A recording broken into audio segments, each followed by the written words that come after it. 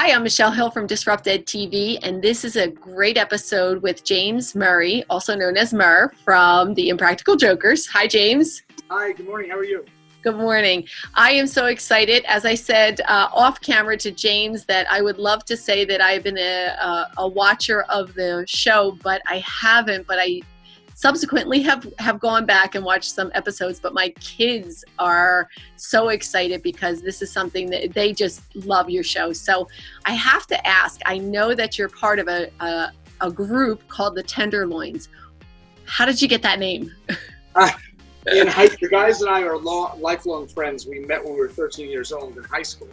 And in high school, we were certainly jokers back then too. We kept a running list of words you'd be slightly embarrassed to say in public, like tenderloin, moist, culotte. Tenderloins was top of the list. So it is kind of fitting now that I make my living being slightly embarrassed in front of the public. And I see, as I went back and watched some episodes, I see that that's one of the things that you have become very accustomed to being embarrassed. Not accustomed. You'll never get used to it, because we're regular guys. It's terrifying on a daily basis. I watched an episode where you were in an office a staff meeting, and you were the new hire, and you had to shout out these different phrases, and just watched you cringe and laugh as you were doing that. So I guess you don't ever get used to it, is what you're saying. Yeah. We are formed men at this point. Our neuroses are stronger than ever and growing daily. So you never get used to it. And my friends keep finding new and novel ways to embarrass me. I don't know if those are good friends or bad friends. In any case, they're the people that you work with every day. So DisruptED TV is a platform for educators to think about what schools could be. To think about education differently. So why don't you tell us a little bit about your education, how you grew up, where you attended school, and what that was like for you? Like the other guys, I went to a Catholic grammar school in Staten Island, then a Catholic high school, an all-boys Catholic high school, which was I actually treasure because it was it made me start my dating life too late, and I've been paying for it ever since. But it also was a great environment to learn. It was a great school in Staten Island. It kind of prepared us in ways for our career that we didn't plan on, because it was an all-boys school. As you can imagine, the hijinks were constant, and we just developed this camaraderie that I think that sometimes you don't get anymore. And this is before the days of social media, so when you went home, you were home. School didn't, and the relationships didn't come with you other than the friendships that you had. So it was a different time. I actually treasure the time that I grew up. I think it was one of the last genuine, innocent times, especially given there was Staten Island, which is very suburban, very cut off from the real world, I'd say. I treasure that now, although it did not prepare me for college, which was a slap across the face. Then I went to Georgetown University, majored in English and marketing, and did a lot of theater there and improv, and that's that. Okay, so I watched the episode of you doing trivia with a fifth grader, and you didn't fare too well. You know what's not in that episode? All the questions that I got right that the kid got wrong, they cut out of the edit because it's funnier if I lose. Sure. So it didn't count if I got it right and he got it wrong. It only counted when I got it wrong. So, but you lost your you lost your Georgetown diploma and your front door handle. Yeah. So when you think about school, and you said that you love that experience of going to an all-boys school, and I can only imagine being in an all-boys school that it did lay some groundwork for what you're doing right now, which is that male camaraderie, being able to really joust with one another and challenge one another in a different way that maybe if you'd been at a co-ed school may not have happened as frequently. We'll never know. don't get me wrong. I wish I could go back in time and have gone to a co-ed school too. It might have helped with me being 42 and single. Yeah. But when you think about school, what it was in terms of academics, you said it didn't prepare you for college. What were the downfalls? Well, no, it was Staten Island in particular is so sheltered, back then in the late 80s, early 90s, that it was, I don't think I was fully prepared for what the real world was like. And even college was not that, nothing really prepares you until you're in the real world, I'd say. And that was a hard lesson to learn in my 20s, as we tried for a long time to succeed and failed a lot. We failed far more than we succeeded in our lives, for sure. But I was raised, I value my upbringing with my parents too. They always taught me that I could achieve anything I wanted. If I set your mind to it, you can do it. And that's how I was raised. And it never occurred to me that we couldn't get on TV, that I couldn't, So I remember when I graduated college, my father said, I'll give you a deal. I'll make you a deal. I'll buy you like a cheapo car, 15 grand, something like that. Let's get a Ford Taurus. I was like, no. I said, you know what, Dad? No, I want to go to movies. Instead of buying me a car to congratulate me, instead of that, give me the money to make a movie. And basically I should have taken the car. Because the movie was terrible. It was a huge learning experience about what not to do, I guess. And I don't, I was raised that way, just to believe that I could do anything if I set my mind to it. And I was very fortunate that my father worked very, very hard and was able to pay for my sisters and I college tuition. So that set us off in our lives having very little debt when we came out of college, except for my sister who went on to medical school and then was in debt for 15 more years. Yeah, a lot of that. So that was a blessing, truly. But he raised all of us that way, to think that we could, if you wanted something, go get it. That's awesome. And I think that that's so important when we talk about schools, is being able to offer students that opportunity to pursue their passion. So how important is passion in terms of what you do for a living? It's everything. It's everything. It defines my life entirely. I think that I was raised to not give up and to not believe I couldn't do something. And I throughout my 20s and early 30s, I just tried every possible way to succeed. And I just wouldn't stop until I did. And we had failed pilots on other TV networks. It felt like I was constantly banging on the door in my 20s, not able to get in. And finally, things started to go right when I aligned myself truly with my passion in my 30s. That's when everything started to click. So in my 20s, I never wanted to ask my parents for money. I never wanted, but there were many months that I had less money in the bank than the rent was for that month. And I would do anything I could to make money to pay the rent, so I never had to borrow money from anybody. And I was working temp jobs and working, every kind of job you can imagine to pay the rent. And I finally reached a point in my late 20s where I was like, I have to stay focused on what I want to do. And I quit that job and I focused entirely on my passion. And as soon as I did, I was always working on my passion, but as soon as I focused with no net underneath me, no safety net, that's when everything clicked and worked.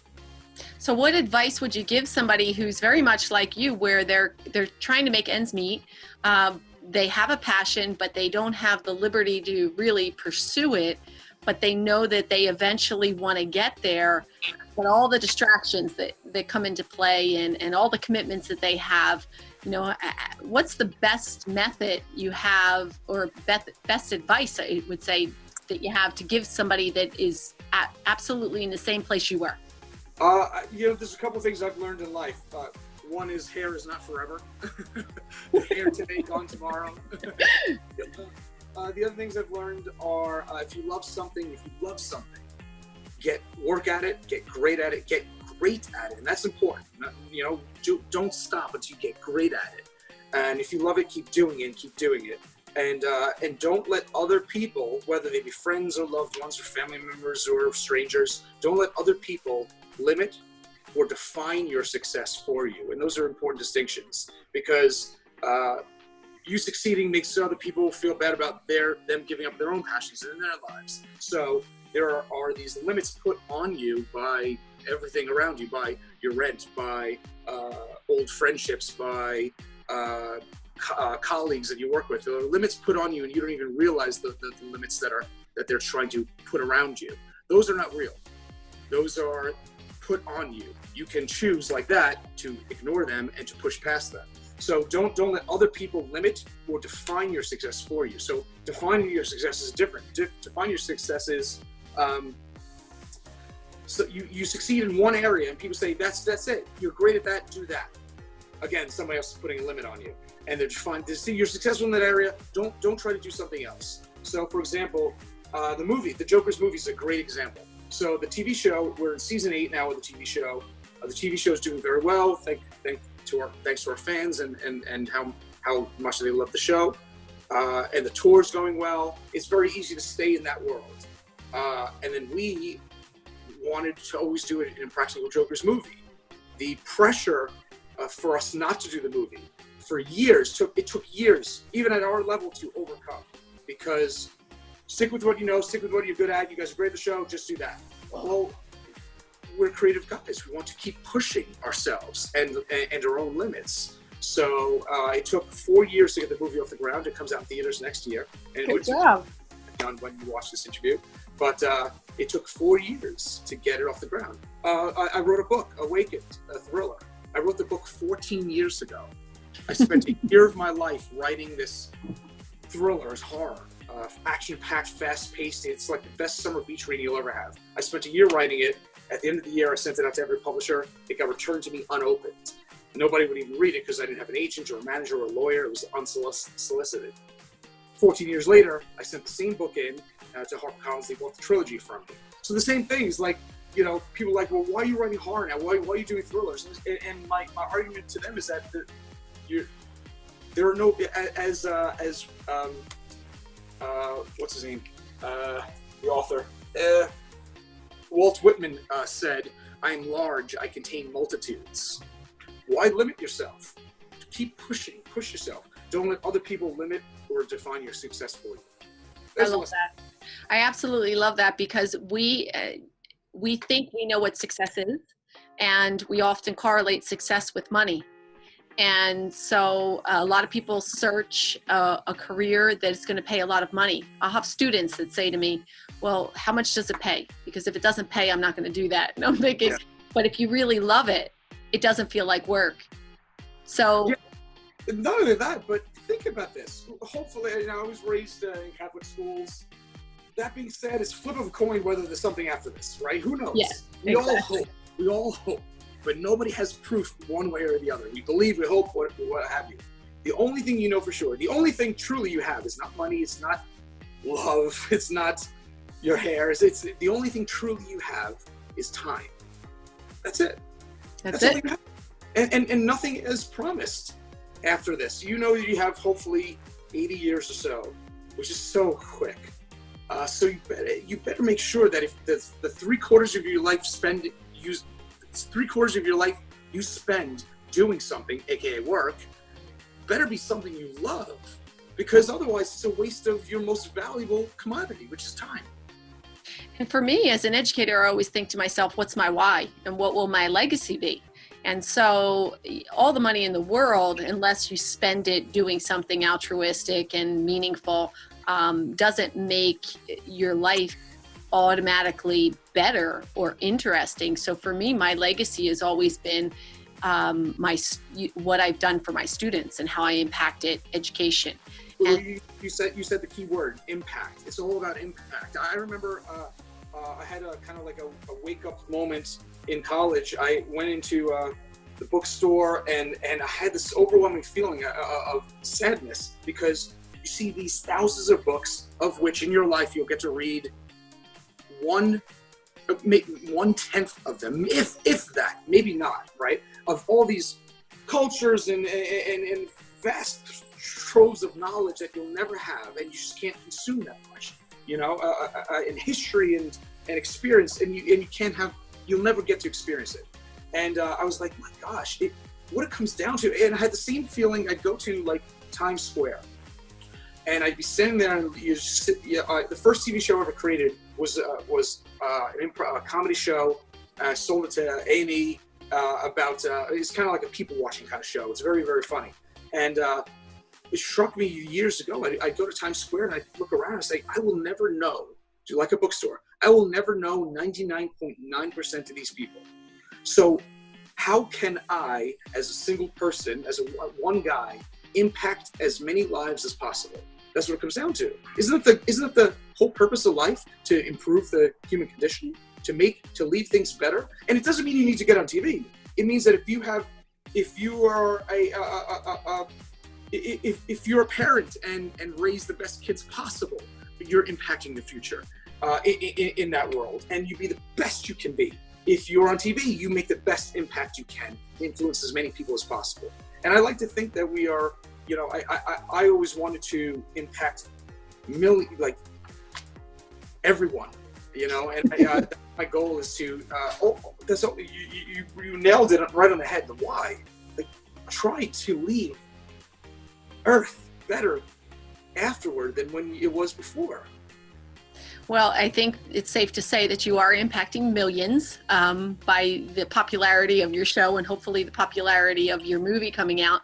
But it comes down to what we're going to leave, what our legacy is going to be. And although yours is of comedic value and people laugh, you still have an influence, as we talked about, that impact with people when you do other things that are altruistic, or that you point towards a charity, or just, even in terms of entertainment, you're just giving them something to enjoy, but you are impacting the world and making it a better place for everyone. So that's who doesn't want to do that, right? That's the goal. That's always the goal. That's what it's about. One of the great things that I read in one of the articles where you were interviewed is that people watch you because they find you and your group, your fellow Tenderloins, I'll call them, to be somebody recognizable that they've grown up with. And so does it ever feel like work? No, I mean, yes and no. Yeah, they're my best friends, so I would be hanging out with them no matter what, which is great. I mean, we work very, very hard at what we do to make sure it's consistent and excellent and advancing and breaking our own boundaries. So I'd say there's more work to it than the average person might realize. We are professional comedians. We tinker constantly with what we do to keep improving and making it better, and sometimes take giant leaps forward in the evolution of the show. And I think that's what keeps the show relevant and fresh, and it never feels like it's getting old. You know how sometimes you watch a TV show and you're like, oh, that season was when it started to... We never want to reach that, ever. We are never satisfied with what we've done. And I think that's part of it too, is that you have to constantly challenge yourself. Otherwise, we owe that to our fans, we owe that to ourselves. And I don't think the four of us would be satisfied if we were not constantly uneasy, and that's part of it. You have to just always, I feel it on a daily basis, just the potential to be better, always. And people, I have that kind of personality that, like, oh, when do you ever like chill and relax? I was like, who's got time? I get plenty of relaxing time. I'm going on vacation later this week. I'm going to carve out a few days for myself to unwind, read a couple of books and stuff. But I just feel like there's so little time and so much to accomplish. That's what drives me. Well, that segues into probably one of the last questions that I have, but it's so apropos because in education, we find that there are teachers who've been teaching for 35 years who are teaching the same way that they started 35 years ago. And you talk about relevance and staying relevant, sure, and challenging yourself. And so for me, that was always how I felt being in the classroom. I've recently stepped out of the classroom, but that's how I felt. And it's funny that you say that you could see the season when, a show in the season when they started the decline. And I always had said to my friends, I said, I never want to be that teacher, that people start to talk about that says, you have to go. It's time to go. And so I used to say to my friends, if I get to that point, you need to tap me on the shoulder and say, it's time. But I left because I felt this great calling for something to be a little bit more challenging, to do something different. And I'm really thrilled because I get to impact education at a bigger level, which is awesome. But it was just that time. So I think that that's awesome. So the question I have is, what could schools do differently that would really embrace that model of always having students and teachers, staff, administrators challenge themselves so that they stay relevant and they don't become obsolete? Can I? I'm pulling up a quote for you that Sure. I have to find it on my laptop, but I'll find it pretty quickly because I know where I keep it. Okay. I used to. I don't do it anymore. For a decade, kept a really long document, maybe 8-10 pages long, of my New Year's resolutions, and I would divide my life up into different categories and stuff like that. And there's a quote that I think is very apropos that I want to read you. Okay, let me find it. Okay. I think this is an excellent quote.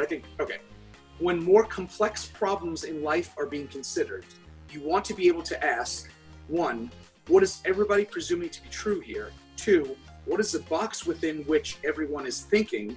And 3, what are the unspoken rules to which everyone is adhering? I look at that quote all the time. It's always in my head of what is the box within which we are operating or living our lives or careers or teaching? What is the box within which you're adhering or you're trapped with it? What are the unspoken rules that everyone is adhering to? What is everyone presuming to be true here? I think about that all the time. That's what drives everything I do. In that, how do you look at a scenario, think of it as a complex problem. How does a teacher become a better teacher? What is what is he or she presuming to be true here? What is the box within which they're teaching, the limits they're teaching within?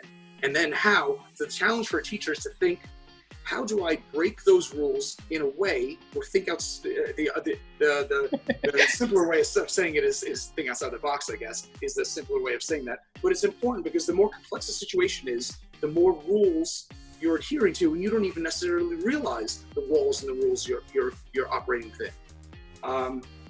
So that's the challenge, is how to recognize it. When you recognize the rules and the walls around you and the limits around you, that's when you can think outside of those rules in new creative ways.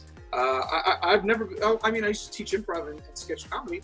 I would always constantly try to think of new ways to do it. What's the better way to communicate? How do you reach somebody in a different way? You have to look at your own limits, your own upbringing, your own the society, what's being put on you, and recognize that those are not real. They're just constructions. So how do you break through that and reach a student in a different way? That's the challenge. But those are the right questions to ask. You have to answer it for yourself. Absolutely. Isn't that what that teaches you too? Is that you have to recognize the limits and then answer it yourself. Well, you have to find a way to kind of break through those limits. And I used to always say, I'll beg for forgiveness, but I'm going to try it a different way. And one of the things that, I believe Maya Angelou said it best when she said, they'll remember how you made them feel. Yeah. More importantly than what you taught them. And that's so true as an educator, that we really need to reach all students. We need to really dig down and reach every student in the way that they need to be reached. And we need to not put limits on them, but we need to make it limitless so that they can succeed in the classroom, out of the classroom, and in life. And so that, for me, that was always what I believed at my core. It was about the relationships that I built with my students. But unfortunately, we live in a world of bureaucracy and departments of ed, and everybody has, a different set of limits that we have to work around. And so the way I was successful was I certainly met those qualifications, those limits that I had to, but if I could reach above or below or around to get to a student, I did that. So I'm hoping that other educators are doing the same thing. I'm hoping that some thought leaders are really thinking about what schools could be. I know that it's changing, probably not as fast as we'd like, but it's definitely changing. So I want to just ask one last question that's kind of philosophical. What keeps you up at night? Good question. That's a very good question. What keeps me up at night? Very good question. I haven't thought about that one yet. This is a great interview. Thank you for doing it. Thanks. What keeps me up at night? I've been able to quiet the voice that is in all of us and stalks you throughout your life. The voice of that your inner self that is constantly doubting what you do. And thinking that you can't, it just undermines the foundation of everything you're trying to achieve. What if voice inside your head? What if I fail? What if I can't do this? What if it doesn't work? I've been pretty successful in the past few years quieting that, but it's always there. That keeps all of us up at night. Those doubts. Those doubts, what helps quiet it for me, I sleep pretty soundly. I slept 8 hours. Awesome. What helps quiet that voice for me is not just success. Obviously, that helps, but also the more successful you are, the louder the voice grows, believe it or not, because you're afraid of losing what you achieved. So it's ironic that the more successful you are, the stronger the fear inside you grows. What helps quiet that for me is new. I focus on the new. I focus on achieving new things. And that excites me more than, and it overwhelms the fear, the doubt inside. So working on a new book, pitching new books, new TV shows, creating new material. It's just, I'm confident that if I fail, I have so many other things I'm excited about and still working on achieving that it's just going to keep going, So I'd say you have to keep I quiet it by focusing on the newness of things and what I still want to do and what I'm excited about in creating new materials, because the act of creation is inherently painful. It is so hard to create something new. It's much easier to sit on the couch and watch Netflix and just consume. It's much harder. It is painful. Even to this day, every new thing I create is painful. I handed in book 2 of the trilogy last Thursday, and when I handed it in, I was like, what a relief. It is constantly difficult to create. And it's just not just what I'm doing, whatever your creation is for you in your career, teaching, whatever your career choice is, the act of creation, doing something new is very difficult and painful and hurts, and it's supposed to. That's what makes it great when you achieve it. And it's the unknown. It's the unknown of whether it'll be successful or not successful. Will it work? And so there's this, in education today, there's a terminology that's being thrown about a lot, but it's called fail forward. And I love that because it says that you can essentially fail at something, but what did you learn from it? So when you talked about that first movie that you invested in and it was a flop and awful, but it was a learning experience. And so everything that we do is a learning experience. So that's awesome. That's just awesome for kids to hear, for adults to hear that what you do doesn't define you all the time. That it's certainly part of who you are, but it doesn't define you. When you fail, it doesn't define you as a failure, that you have the opportunity to start again or to learn from it and to try something new. And I just think that that's resilience is such an important part of this discussion, that a lot of people haven't built resilience because once they fail, they retreat, they sit on the couch, they watch Netflix, they do things that are easy for them, and they don't go back out there and get back on that horse and start all over again. So I think that's great words of advice. Yeah, I mean, why not? You all you have, remember, the only thing you have is time. Yeah. So why not do what you love and just keep going and get great at it and love your life. Why not? Well, happiness is at the end. At the end, it's all about happiness. And if we don't have that, then I wonder if our life was worth it. You know? Yeah. Make your life worth it. Exactly. That's awesome. Make your life worth it. Thanks so much for this interview because it's been awesome. Fun. Thank you for the time. I am now a fan, so I'll be checking in with you and watching alongside of my adult children who think you're hysterically funny. But really importantly, I just love that you have such passion for what you do and you keep relevant and you keep reinventing yourself in different ways. So thank you so much.